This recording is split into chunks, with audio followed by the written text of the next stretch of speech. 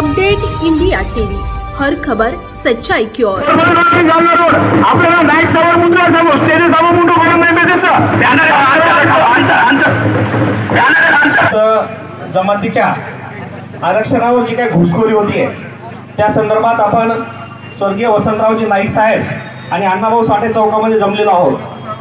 सर्व महापुरुषांना मी प्रथम अभिवादन करतो आणि हा लढा जे काही अतिक्रमण आहे ज्यामध्ये विशेषतः राजपूत, मीना आणि चप्परबंद समाजाचे काही विशिष्ट लोक चुकीच्या पद्धतीनं खोटे प्रमाणपत्र मिळवून आमच्या समाजावर अन्याय करीत आहेत आणि त्या समाजावर होत असलेल्या अन्यायाच्या विरुद्ध हा इथं मोर्चा संदेश भाऊ चव्हाण यांच्या नेतृत्वाखाली निघालेला आहे। जिंतूर तालुक्यातील आणि तमाम आजूबाजूच्या सर्व खेड्यातील आजूबाजूच्या शहरातील सर्व लोक इथं मोठ्या प्रमाणात जमलेले आहेत। खऱ्या अर्थानं या संदर्भात संदेश भाऊ चव्हाण यांनी 2019 पासून हा लढा सुरू केलेला आहे आणि 2019 पासून लढा सुरू केलेला असताना एकाच ठिकाणी एकाच वेळी 25 ठिकाणी रास्ता रोको आंदोलन करून या लढ्याला खरं स्वरूप मिळवून दिलेले संदेश भाऊ चव्हाण यांच्यासाठी आपण जोरदार एकदा टाळ्या वाजवा। कारण महाराष्ट्रातील गौर बंजारा समाज आणि भटक्या विमुक्त मधले जवळपास 40 ते 50 हजार लोक तिथे उपस्थित होते। पण बंधूंनो 40 ते 50 हजार लोक तिथे उपस्थित असताना 3:30 वाजेपर्यंत नागपूरमध्ये हा मोर्चा चालू होता। या सरकारचा एकही आमदार, खासदार, मंत्री, संत्री एवढे नालायक सरकार आहे, एकही मंत्री संत्री निवेदन घेण्यासाठी देखील आला नाही। या सरकार इतकं मार चढलेला आहे बंधूंनो।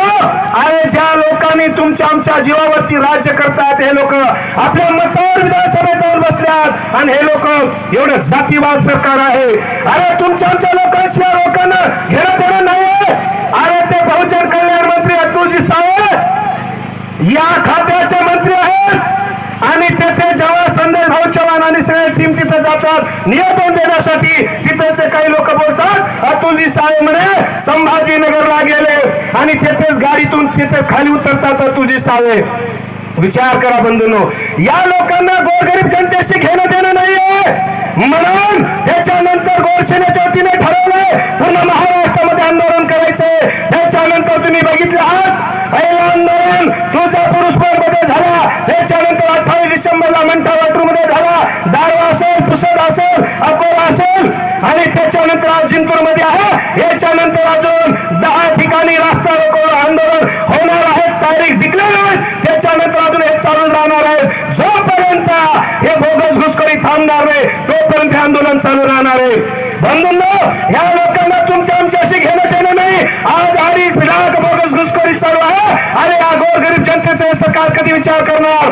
अरे दिवाळी जर झाली हा गोर बंजारा समाज या आमदार खासदारांना सांगायचं अरे तांड्यात जाऊन बघा, मतदानासाठी हात जोडू पाया मध्ये जी काही अवैध घुसखोरी होत आहे ती अवैध घुसखोरी थांबावी म्हणून गोरसेना व सकल विमुक्त जातीच्या वतीने मागील हिवाळी अधिवेशन नागपूरमधून आंदोलनाची सुरुवात झाली आणि ती शृंखला आजपर्यंत चालू आहे आणि याच मागण्या, याच आंदोलनाच्या माध्यमातून इथे गोरबंजारा समाज आणि इतर विमुक्त जाती या समाजामध्ये ही घुसखोरी थांबवण्यासाठी इथे गोरसेना आणि बाकीच्या संघटनेच्या वतीने फार मोठ्या संख्येने इथे हे रास्ता रोको आंदोलन आपण करीत आहोत आणि यामध्ये महत्त्वाच्या मागण्या अशा आहेत की SIT त्या ठिकाणी लागू झाली पाहिजे, 2017चा रक्तनाते संबंधीचा GR रद्द झाला पाहिजे आणि कालच सरकारने एक जी अधिसूचना काढली त्यामध्ये देखील जे काय जात पडताळणी समिती जात पडताळणीसाठी जे काय टर्म्स अँड कंडिशन आहेत त्या फार सौम्य दर्जाच्या केल्यात।